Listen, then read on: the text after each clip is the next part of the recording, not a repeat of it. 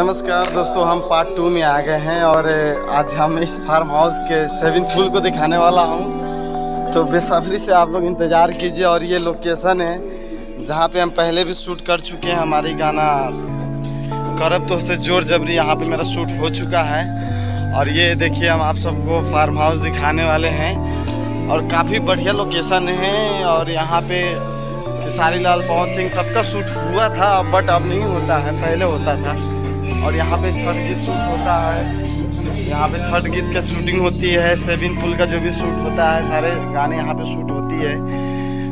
और ये हो सके तो हमारा पहला ब्लॉग में ही ये वीडियो दिख जाए। अगर नहीं दिखा तो मैं शायद दूसरा ब्लॉग में दिखाऊंगा। ये काफ़ी सारी हरियाली है यहाँ पे, देख सकते हैं आप सब। और शूट चल रही है, मेरी भी शूट होगी, यहाँ भी शूट होगी उधर। अदरवाइज जो पहले वीडियो आपको दिखाया हूँ वहाँ भी शूट होगा।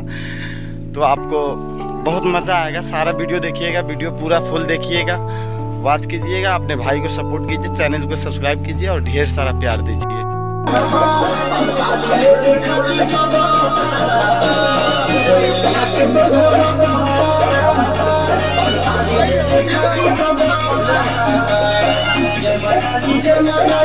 ये हीरोइन है।